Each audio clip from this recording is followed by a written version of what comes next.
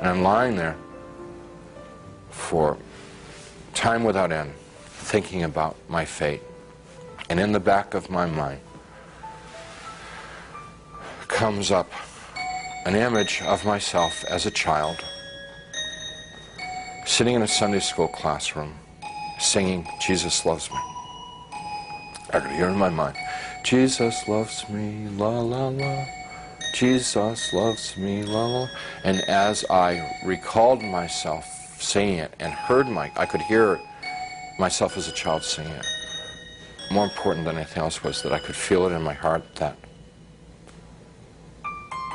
there was a time in my life when I was young and innocent, when I believed in something good, when I believed in something other than myself, when I believed in someone who was all good, all powerful, who really, really cared about me.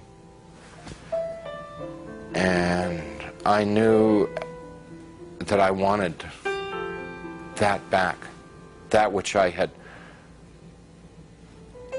lost, that I'd thrown away, that I'd betrayed. I wanted that back. That I didn't know Jesus, but I wanted to know Jesus. I didn't know His love, but I wanted to know His love. I didn't know if He was real, but I wanted Him to be real. You know, I mean, this was all just because I trusted that there was a time in my life that I had believed in something, and that I knew I had known once as a child that it was true, and I wanted to trust that it was true. So I called out into the darkness, "Jesus, please save me." Please save me. And He came. He came. First there was a tiny little speck of light in the darkness, and it very rapidly got bright. And the light became so bright that if it were in this world, it would have consumed me. It just would have fried me to a crisp. But it wasn't at all hot or dangerous there. The light just came upon me, and He reached down. He was in this light, and He reached down out of this light and gently started to pick me up. And in His light, I could see that I was gore and filth and wounds all over, and I looked like roadkill. And He's gently putting His hands underneath me and very tenderly picking me up. And as He's touching me, everything just goes away.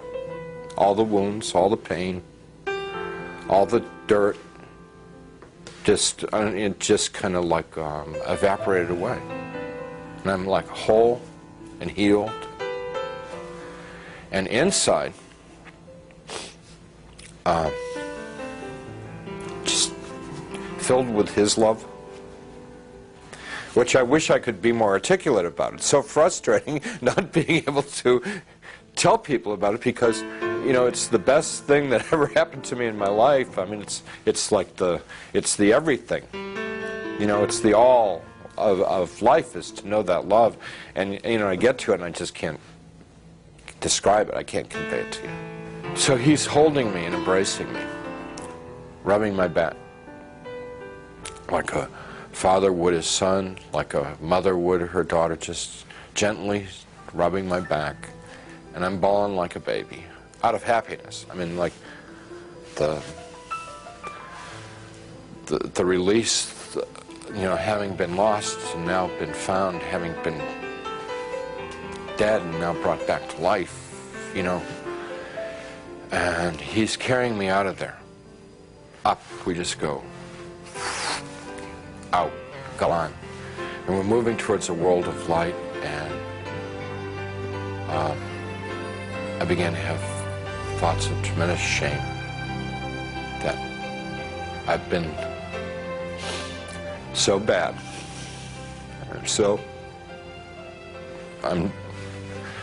I thought of myself as dirt, garbage, filth.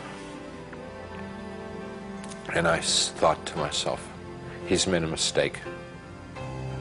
I don't belong here. He doesn't want me. You know, it's like the shame. Like, how could he care about me? You know, why me? I'm bad.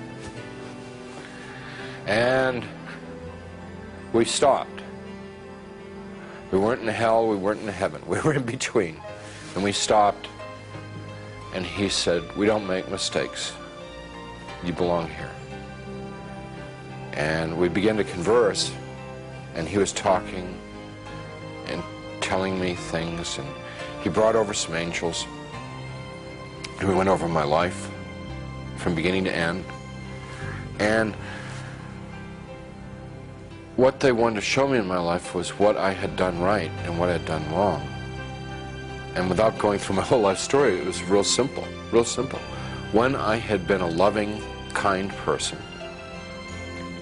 considerate of other people, it made the angels happy, it made Jesus happy, and they let me know that it made God happy. And when I had been selfish and manipulative, it made the angels unhappy, it made Jesus unhappy, and they let me know that it made God unhappy. What they were trying to convey to me, in a nutshell, was my whole purpose of my existence had been to love God, love my neighbor as myself. That's why I had been created. That's what I was in this world to do and to learn, and I had failed. They told me that I had to come back to this world, and I got real upset because I wanted to go to heaven. What they told me about heaven, it's like the most fun, most interesting. I mean, it's the most wonderful place. I mean, everybody would want to go to heaven, and I wanted to get there. And they said that I wasn't ready, I wasn't fit, that it wasn't my time to go to heaven. It was my time to come back to this world and try and live the way that God wanted me to live, the way God had created me to live in the first place. I told them, Jesus and the angels, that I couldn't live in this world without them. And I said that I would have, my heart would break to send me back to this world, because they'd be there and I'd be here. And they said to me, you don't get it? You don't get it? What is the matter? We were showing you all this, we would explain to you. We've always been there. We always have been there. We've always been with you all this time. And you've never been alone down there. And I said, you've got to let me know that you're around once in a while. So they said, if I prayed and confessed my sins to God, gave what I had, and what they meant by what I had was gave my worries, my cares, my hopes, my dreams, just gave it all up to God. That there would be times when they would be there, and I would know in my heart that they were there.